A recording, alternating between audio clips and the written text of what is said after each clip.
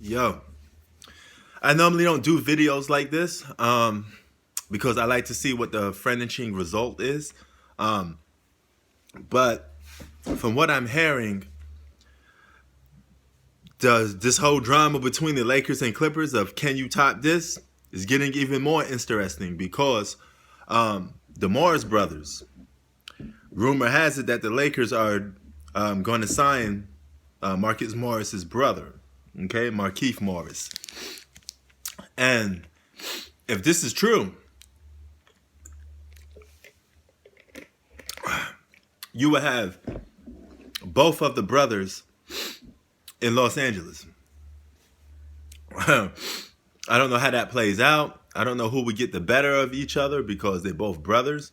I mean, it's clear that Marcus Morris is a better basketball player than his brother, right? But this comes at a interesting time because now who do you pick, right? It's clear that the Lakers realize that they don't have enough to beat the Clippers. As I said, in order for the Lakers to beat the Clippers, they're gonna have to need to get some improvements on their roster.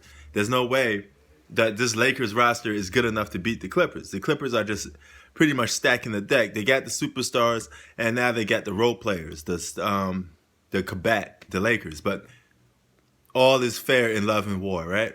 So the Lakers go out and say, "Hey, we need another wing too," because the Clippers got too much wings. Now, this comes at a sad expense. I made several videos hoping that DeMarcus Cousins could get back to his original form. That may not ever happen. This guy went from one of the best bigs in the game, a perennial all-star, to now just a role player. He averaged 16 points a game playing on the same team with Kevin Durant, um, Steph Curry, Klay Thompson, and Draymond Green, and he was arguably the fourth option. Arguably the fourth option. And he got just enough touches to average 16 points a game, okay? And his scoring his shots per game was only probably eight to nine shots a game, which isn't that much, right? A lot of low amount of shots, but to come away with 16 means at least you're doing something right. Um, Lakers may have to cut DeMarcus Cousins. They may have to get rid of DeMarcus Cousins. And that's a sad thing, man. I mean, it's like a question of where do you go from now? Where do you go from here? And DeMarcus Cousins' career may be over. It may be completely over. But here's the loophole to this. Who's in need of a big man to combat Anthony Davis, um, Dwight Howard, and JaVale McGee? The Clippers. So imagine if the Lakers cut DeMarcus Cousins and the Clippers pick him up. And imagine if DeMarcus Cousins is back in time just for the playoffs.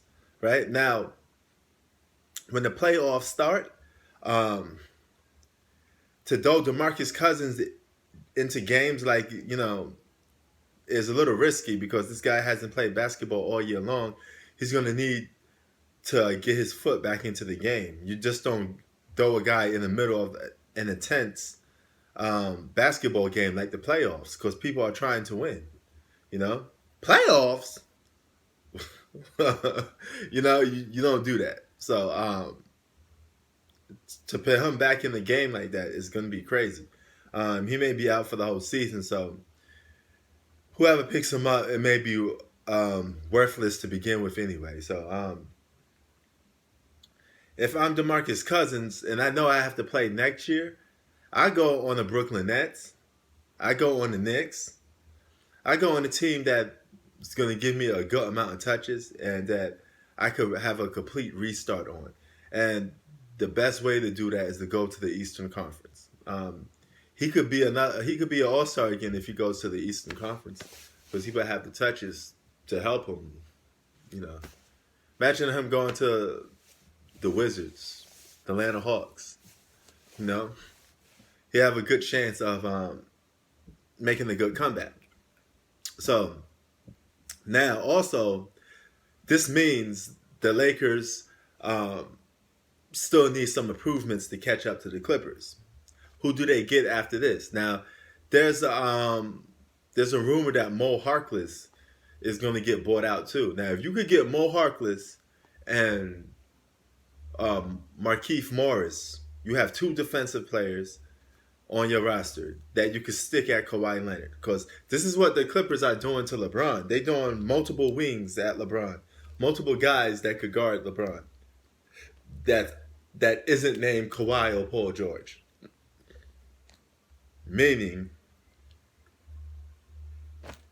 LeBron's going to get tired even faster unless somebody on the Lakers can combat that, could equal to what the Clippers got.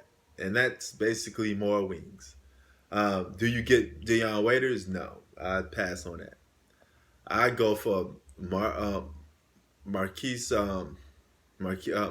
Morris, and Mo Harkless. I'd go after those two guys in a heartbeat.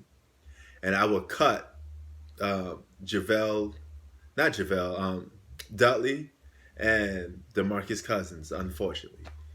And keep in mind, signing all these players is kind of hopeless or useless or to a certain extent, right? Because in the playoffs, only eight to 10 players get really used.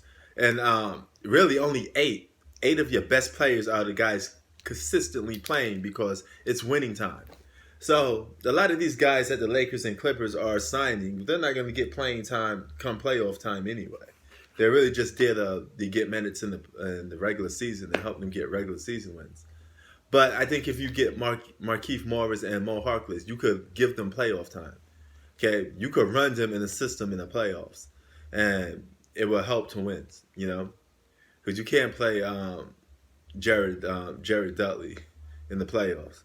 You know, it's just what it is, man. But anyway, I ended off from there.